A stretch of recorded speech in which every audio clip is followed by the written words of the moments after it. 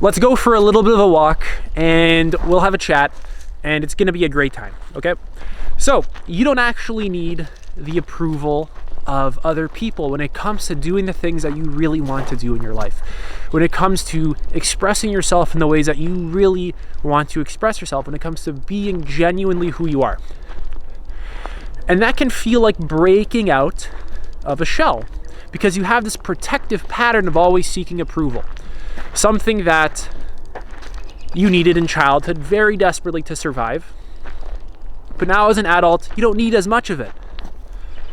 And in fact, you're not going to please everyone. You're going to be disapproved of. But nonetheless, this pattern of needing approval persists, of doing things that just lead to approval and then not doing things that don't lead to approval.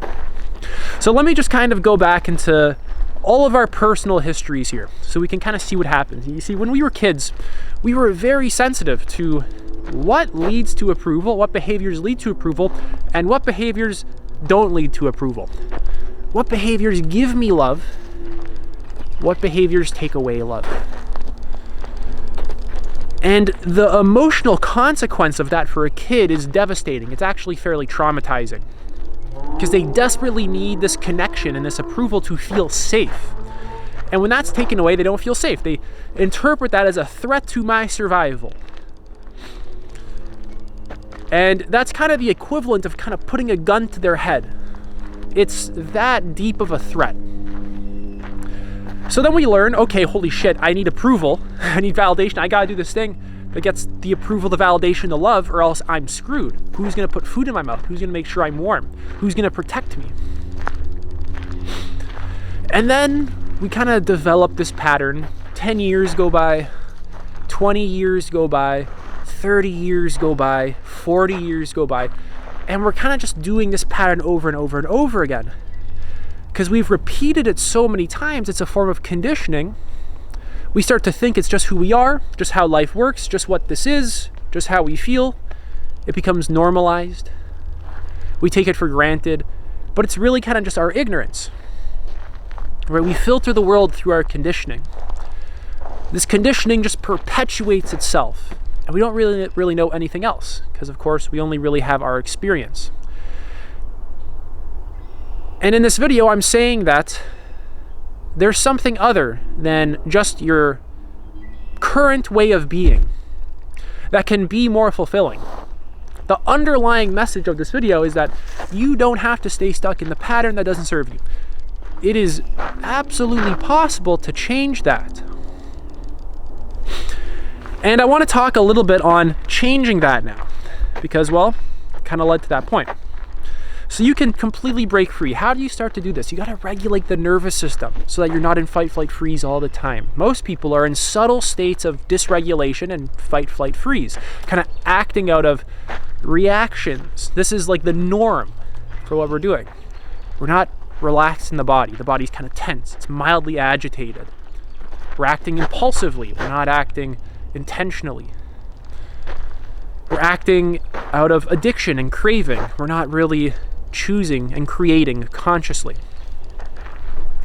And regulating the nervous system is a powerful way to actually start to get back in tune with yourself. How do you do that? Conscious relaxation. Learn how to rest. Right? You got to recognize that you most likely don't really know how to actually rest. The body's always tense. Can you rest the body? Can you just relax here and now, being at ease? Can you just be in the body? Is your body numb? Can you even really feel it? Meditation's a really good way to do this, practicing relaxing the physical tensions of the body. Because your conditioning isn't just stored in your brain, it's actually in your body. The whole mind is one interconnected system. The conditioning forms as like tensions and protective shells that you can sense in your body. A closed heart. Why do we say someone has a closed heart? It's because their heart will literally be tight or numb. They're cold-hearted, right? They have a numb heart, right? It's like we already intuit this, but a lot of us just don't pay conscious attention to it. And I'm kind of encouraging you to pay some more conscious attention to this. So as you practice relaxing the body, consciously relaxing it, it returns to its sort of natural formation. The tensions over time start to dissolve. You start to realize, whoa, I'm safe without all of these protective mechanisms. All these parts of you that are afraid can now start to relax, and they trust actual you, the actual self, to come through and guide. And until they trust you, they're going to hijack, they're going to want control, you're going to be stuck in the patterns that don't serve you. And it's really funny because you're holding your body in this kind of artificial way, tensing it up all the time. And I'm saying, yeah, that's not the real you. Like, even on a physiological level, it's very artificial. You're tensing it up. And as you learn to rest it, it slowly returns to its natural formation. And that actually has psychological, emotional, and spiritual implications to it, especially as you really practice it and start to see it, right? You can go on my book list, check out my therapy and healing books, Trauma and the Unbound Body, The Body Keeps the Score, Somatic Internal Family Systems, Politics and Trauma. The somatic psychology is really important. So practicing conscious relaxation, right? Maybe just meditation, regulating the nervous system, recognizing the ways that you dysregulate yourself continuously. And as you start to regulate yourself, you start to see more clearly, how am I creating this experience for myself? How is my mind generating this? How is my shadow generating this? You start to be aware of the background parts that are running the show. And then you can actually start to choose, number one, to not be ran by them. But in order to do that, you'll first have to be aware of them, fully experience them continuously, fully experiencing and acknowledging these parts of you. And then from that place, these parts can actually kind of start to relax a little bit, because now they know that, okay, I don't have to force myself into this person's awareness to get what I need, which is mainly to just be seen and to be held in your consciousness. It doesn't have to lash out and come out in a reactive way. Right? You can actually be a parent to your inner child and all these parts of you, because your mind isn't just this one thing. It's full of parts and sub-personalities, many of which are conflicting with one another. That's kind of just internal conflict. So what else do you gotta do? You gotta practice choosing yourself, choosing your needs, choosing your preferences. Practice asserting yourself. See, what's the opposite of that? It's essentially just self-neglect, letting people take advantage of you.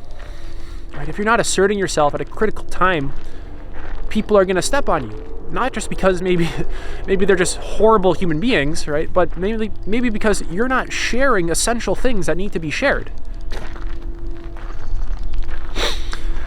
I love this place. So practice choosing yourself, your needs, and your preferences rather than neglecting them as well. And again, you'll feel all of them in the body as you start to reconnect with it more and more and more. Your body is extremely intelligent and extremely wise. Your body's deeply interconnected with your intuition, the deepest parts of your being. So don't ignore it. Learn to actually come into contact with it, to tune into it, to give it what it needs, to rest deeply so that it can return to its sort of natural formation rather than being stuck in all these hard tensions as just kind of ways to protect itself. Practice being spontaneous and your genuine expression as well. That's another really important one. You'll find that spontaneity feels pretty damn good. This doesn't mean being a goof, although maybe in some experiences it might, but this means that if you want to wave your hand like this, right, wave your hand like that, right? You're able to be yourself as you are in the moment, and the expression flows through you. It's an energy that goes through you in a fluid way rather than in a sort of repressed and cold way and sort of planning and plotting kind of way. But this planning and plotting is more neurotic, and there's a contraction in the body that it's really coming from. It's a wound that it's coming from. Next is practice being okay with conflict and polarization. And also practice being okay with harmony and unity, because we will have blocks on both ends of the spectrum. Learn to be okay with disagreement. Learn to embrace both without your usual defenses and conditioning running the show. Notice how you harden up in certain experiences, tensing up in certain experiences, learning to feel the emotional consequences of each and every experience, moment by moment by moment, feeling the flow of life, opening to it. Learn to open and be fully present with life as it arises, being fully present to both conflict and a lack of harmony, polarization, and unity and harmony.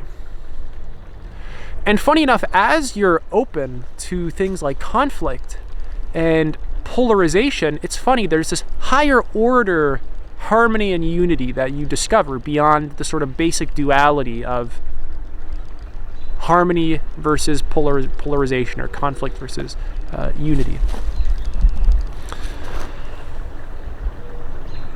You'll recognize just how profound life is when you're able to just embrace it as it is, rather than always needing to filter it through your ego, through the wounds that you have. This is self-actualization and self-transcendence. This is a core part of it. And without being able to reach these higher levels of consciousness, self-actualization, self-transcendence, these higher levels of development, you're going to miss out on the most beautiful things that life has to offer you. Because life isn't just about you getting what you want when you want it, because that's just kind of survival mode. It's not about just me and my desires, right? All that stuff is good, and you gotta meet your needs in a healthy way. That's very important. But then you also have to go beyond just your needs and just yourself into self-actualization and self-transcendence, learning to clear out the misperceptions that your mind has, the delusions that it has, the wounds that it has, the traumas that it has, so you can see life more clearly and you're more whole. You experience yourself as being more whole rather than acting out of internal fragmentation and internal polarization and internal conflict. Parts of you need to take over and attack and seize control just because they're so afraid. And this kind of leads to reactivity, a lot of suffering, discomfort, inauthenticity, desperation for approval, neediness.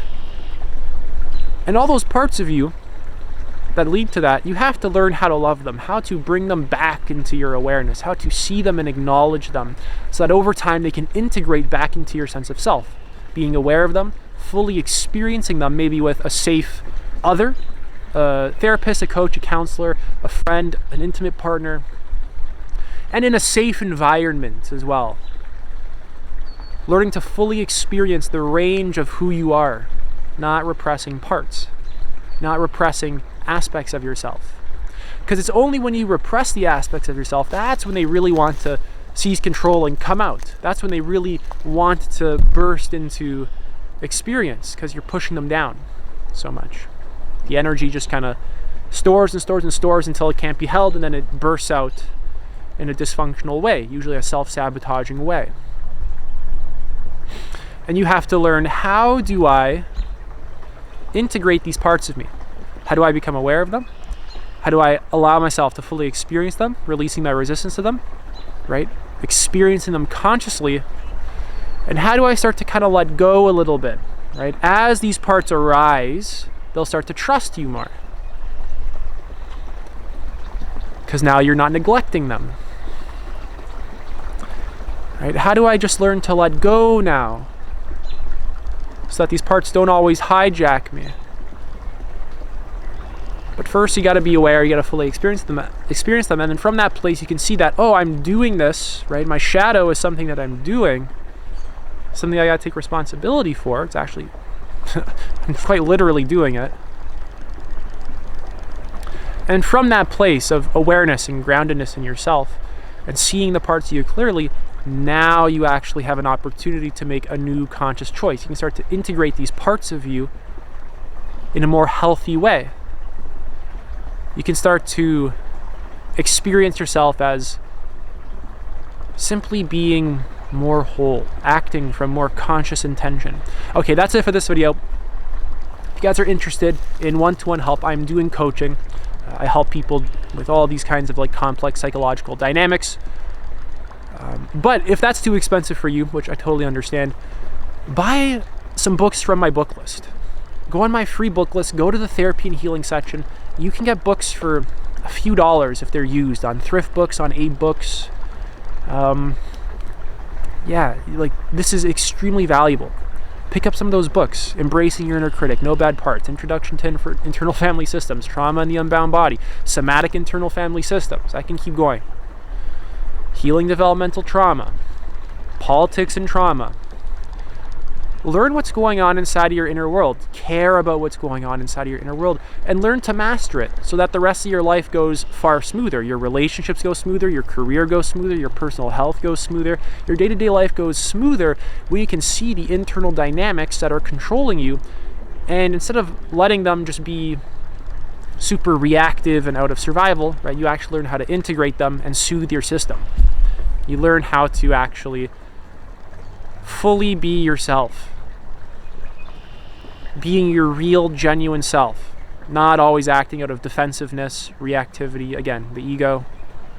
You learn how to actually be authentic, and just expressing and being and existing starts to just be a amazing, magical, fulfilling experience. If you guys want to see a miracle before I end off this video, it's right here. This is the miracle right here. You see this thing called existence? This is a miracle. The fact that this is actually here. The thing is though, is that because we see it all the time, we just kind of take it for granted. Just like how if I turned water into wine right in front of you, you say, holy shit, that's a miracle. But if I did that 10,000 times, once per day for the next 10,000 days, you wouldn't care. Maybe even by day 30, you wouldn't care. You would take it for granted. You think you would kind of know what this is, right? You just start to not experience it for what it actually is, as a miracle. You just get too used to it. You would go unconscious again. You would just go back into your old autopilot conditioning. Life gets pretty gray then. What I mean by that is life kind of just starts to suck when you're just stuck in the unconscious. All right, I gotta go. It's getting a little bit chilly. If you enjoyed the video, hit the like button. Let me know what you think. Thanks for watching.